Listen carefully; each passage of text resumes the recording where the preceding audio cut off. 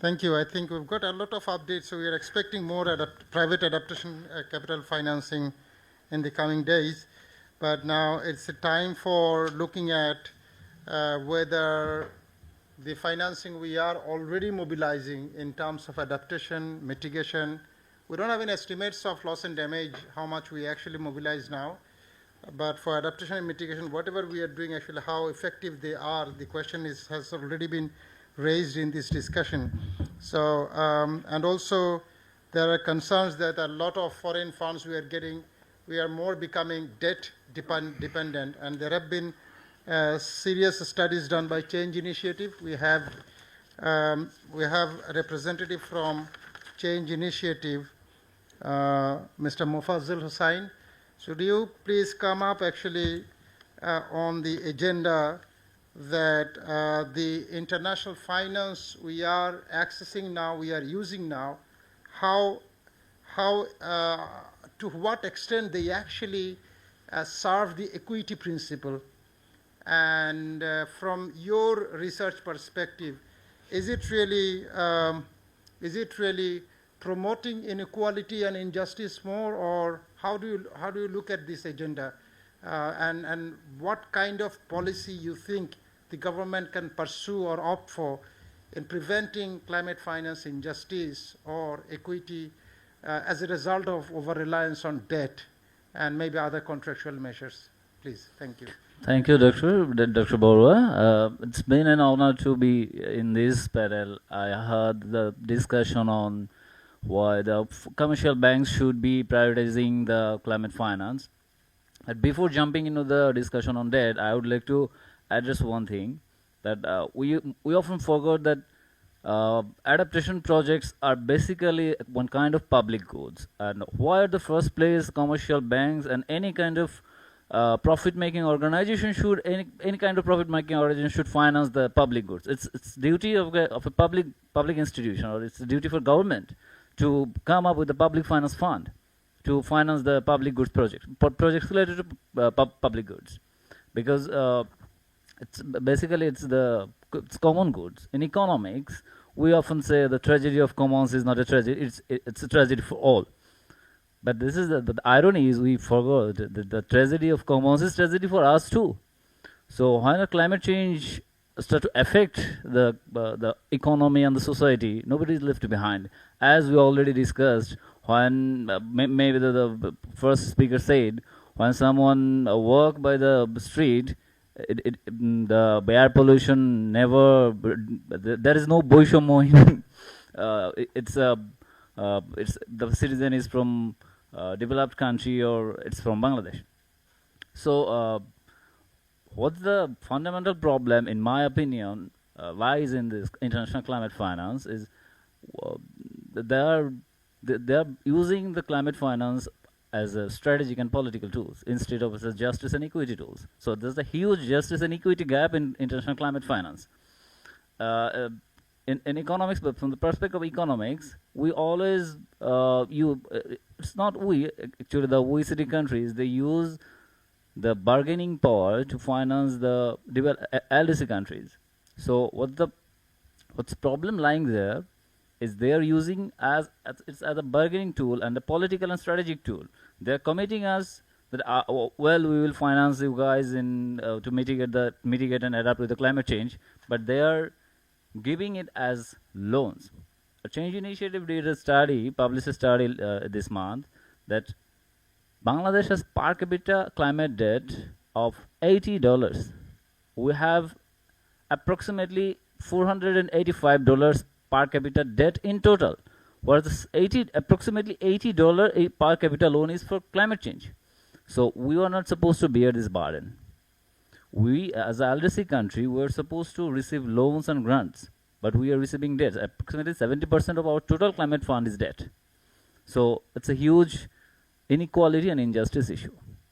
Second thing I would say, the climate finance we are receiving, it is suffering from a huge misattribution, or you may say it's mistaking.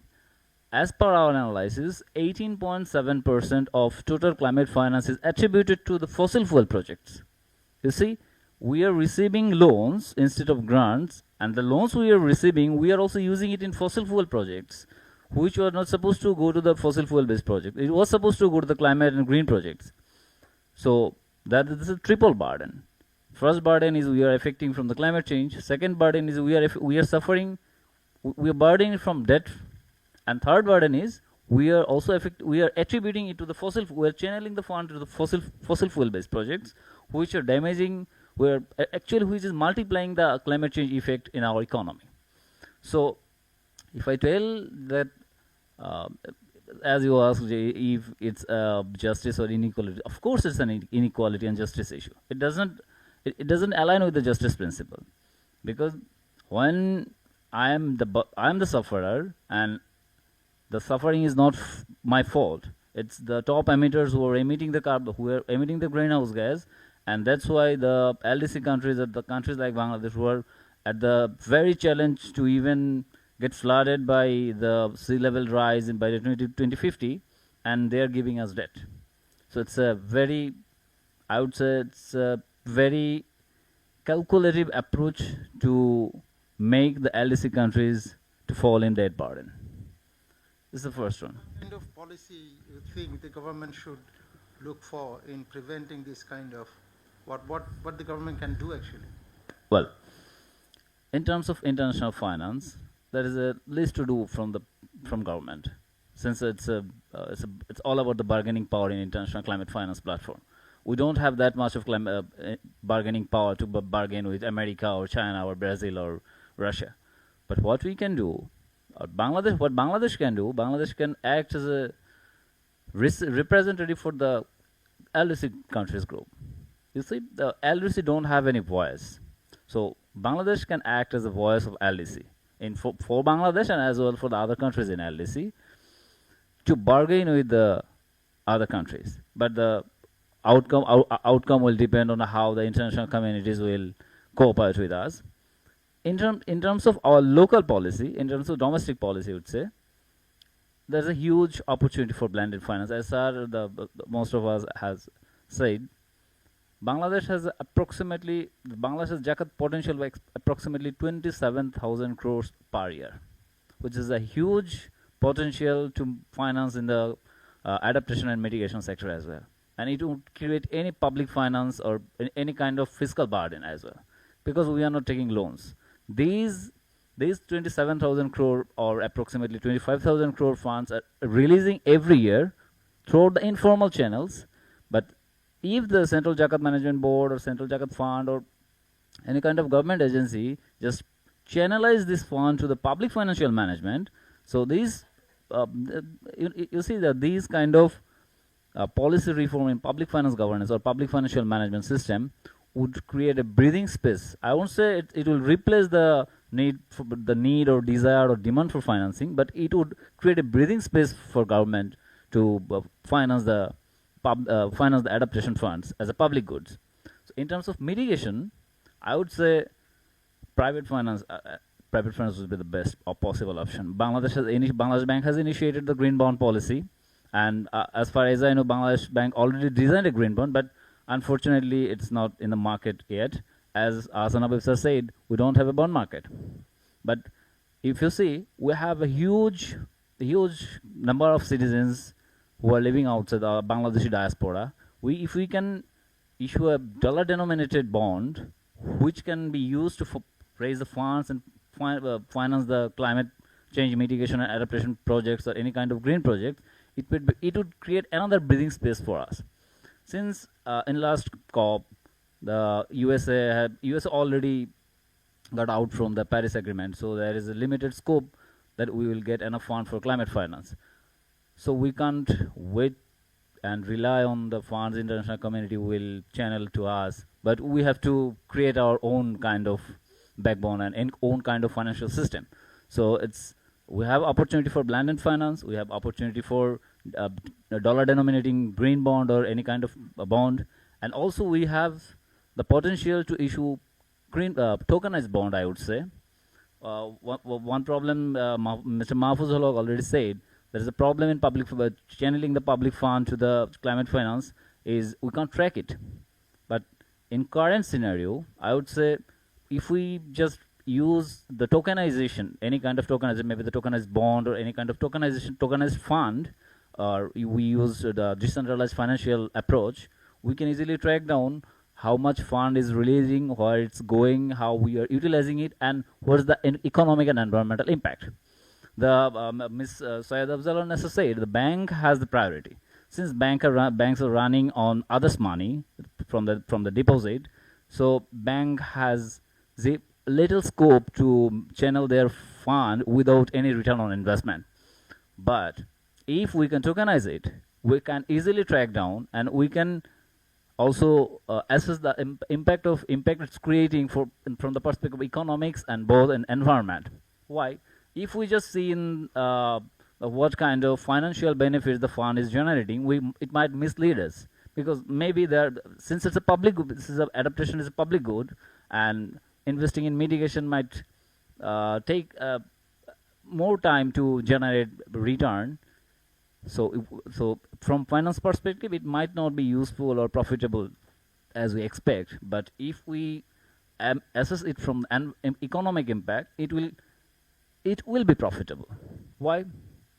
It may not have direct return on the investment, but from the for long term, if financing to the adaptation and mitigation project, for long term, the benefit it's creating, it might cushion us. It might cushion the economy in the longer term. So we should shift also, as you asked, what kind of policy reform we should focus on.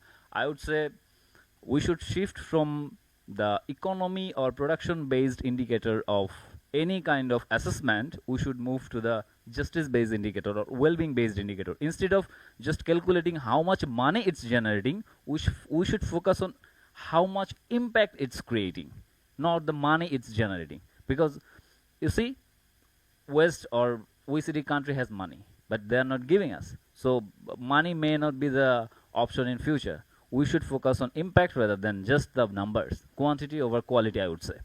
So we should focus our shift from quantity to the impact. And last thing I would say, as I will again come to the public financial management. As I already mentioned, it's our responsibility. It's my back, so I have to protect my back. I have to protect my people. Maybe the OECD countries might talk about human rights or any kind of rights, but nobody is talking about the natural rights. If Bangladesh get demolished or flooded by the sea level rise, so it will violate the natural rights of every living being to exist. So to protect the natural rights of every living being, not only the human being, the other animal or species as well, we must prioritize the natural rights, declaring the natural rights of every species in the economy, and then channelize our public funds to create the public goods, or to offer the public goods to the citizens and the economy, so that it will create a multiplier economic impact, which I believe might be useful and profitable in the longer term. Thank you. Thank you very much. You said very nice things about actually what kind of metrics we should be using. I think the central bank also should take note of it. In fact, instead of looking at production-based, instead we should probably prioritizing what impact it is being created, particularly for adaptation projects. That's really critical. But let me move to our last discussion today. Dr. Irandhati Pathiraja, Research Fellow from the Institute of Policy Studies